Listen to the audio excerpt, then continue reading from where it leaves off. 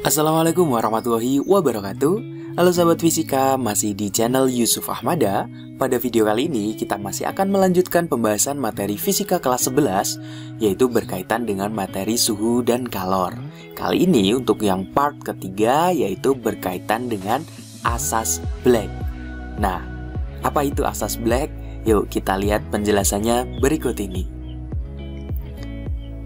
Oke sahabat fisika, apa sih itu asas Black? Nah, asas Black ini berlaku pada campuran dua benda yang bersuhu tinggi dan bersuhu rendah. Kita misalkan ketika kita mencampurkan air panas dan air dingin, maka nanti campurannya itu kan jadi hangat, ya kan?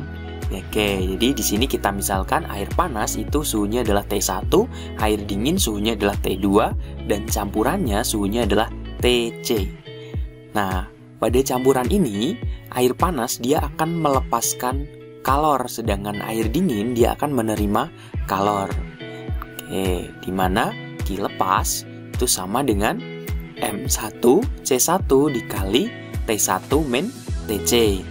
Sedangkan air yang dingin dia akan menerima kalor, dimana Q terima sama dengan M2 dikali C2 dikali TC min T2.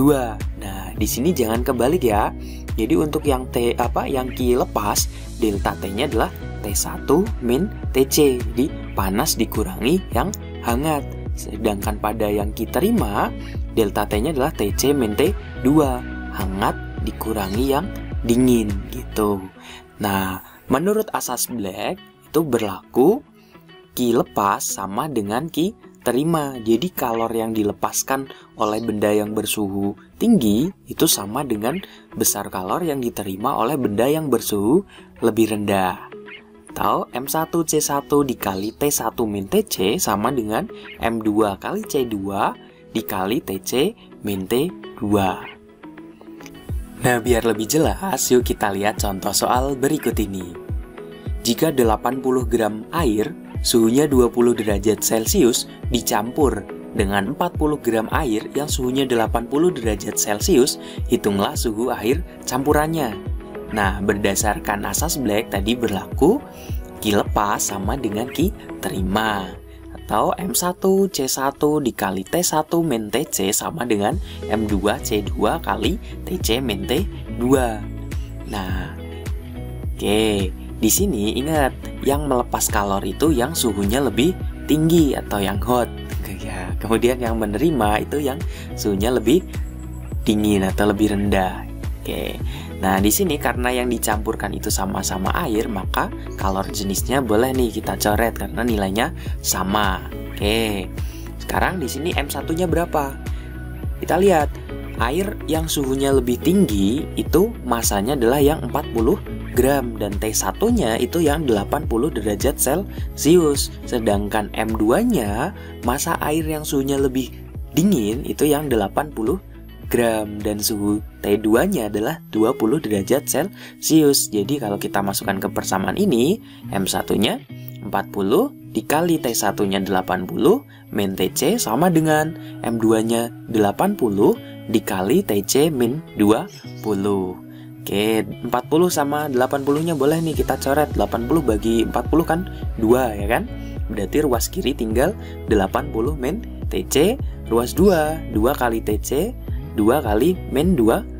Jadi 80 min TC sama dengan 2 TC min 40. Oke, kita kelompokkan TC-nya. Jadi 80 ditambah 40 sama dengan 2 TC ditambah TC, ya kan? Atau 120 sama dengan 3 TC. Sehingga TC-nya nilainya 120 dibagi 3, 40 derajat Celcius. Oh, jadi suhu campurannya adalah 40 derajat Celcius. Nah, kita lihat contoh soal berikutnya nih. Balok es bermasa 50 gram bersuhu 0 derajat dicelupkan pada 200 gram air bersuhu 30 derajat Celcius yang diletakkan dalam wadah khusus.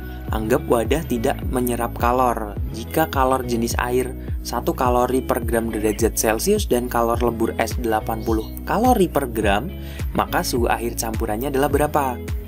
Untuk mengerjakan soal ini, kita bisa memanfaatkan grafik perubahan suhu dan perubahan wujud pada benda. Nah, di sini yang dicampurkan itu kan es sama air ya kan? S-nya dari suhu 0 derajat. Jadi S-nya itu dari titik B. Nah, dari titik B dia akan menuju ke titik C dulu sebelum sampai ke suhu campurannya. Nah, dari B ke C itu kan dia melebur ya kan, dari es menjadi air kan. Misalkan kalornya dari B ke C itu adalah Q1. Kemudian dari titik C dia akan naik nih suhunya sampai suhu air campurannya. Nah, kita anggap kalornya adalah Q2. Nah, es tersebut dia akan dicampurkan dengan air yang bersuhu 30 derajat Celcius. Air ini ketika dia dicampurkan dengan es, maka suhunya dia akan turun sampai ke suhu air campuran. Nah, kita anggap Q-nya adalah Q lepas, ya kan? Nah, jadi Q terimanya itu ada Q1 sama Q2. Sedangkan Q lepasnya di sini ada cuma satu proses saja. Nah, berdasarkan asas Black tadi berlaku bahwa Q lepas sama dengan Q terima. Nah, yang melepas kalor itu kan yang suhunya lebih tinggi. Jadi air yang 30 derajat ini dia akan melepas kalor. Sedangkan yang menerima itu adalah esnya. Jadi Q lepas sama dengan Q terimanya, berarti ada dua proses nih esnya. Melebur atau di sini ada Q1 dan Q2. Di Q lepas sama dengan Q1 ditambah Q2. Nah, Q lepasnya di sini kan dia yang terjadi cuma perubahan suhu dari 30 derajat sampai ke TC. Jadi M air dikali C air dikali T air min TC sama dengan, nah, Q1-nya di sini Q1-nya karena melebur maka kita gunakan Q sama dan M kali L. Masanya adalah massa S ditambah Q2-nya. Nah, S-nya di sini mulai berubah suhunya nih. Jadi kita gunakan MC delta T. M-nya tapi kita gunakan massa S dikali C-nya di sini karena wujudnya udah air maka C-nya juga pakai C air. Nah, delta T-nya berarti TC dikurangi 0. Tahu? Massa airnya berapa nih? Massa airnya kan 200 gram ya kan?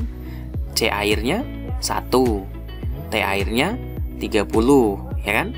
Jadi 200 dikali 1 dikali 30 min TC sama dengan massa S-nya 50 dikali kalor lebur S-nya 80 ditambah 50 dikali 1 dikali TC min 0. 200 dikali 1 kan 200. 200 kali 30 itu 6.000 min 200 kali TC, 200 TC sama dengan 50 dikali 80 kan 4.000 ditambah 50 kali TC atau 50 TC. Nah, 4.000-nya boleh nih kita pindah. Jadi 6.000 dikurangi 4.000 sama dengan 50 TC ditambah 200 TC atau 2.000 sama dengan 250 TC. Jadi TC-nya nilainya sama dengan 2.000 dibagi 250. Oh, jadi suhu campurannya adalah 8 derajat Celcius. Jadi jawabannya adalah yang B. Wah, cukup mudah ya. Nah, itu sahabat fisika, itu tadi sedikit simpel konsep berkaitan dengan materi asas Black. Nah, asas Black itu berlaku pada campuran dua benda yang bersuhu tinggi dan bersuhu rendah. Oke, semoga bermanfaat. Saya Yusuf Ahmada. Terima kasih. Wassalamualaikum warahmatullahi wabarakatuh.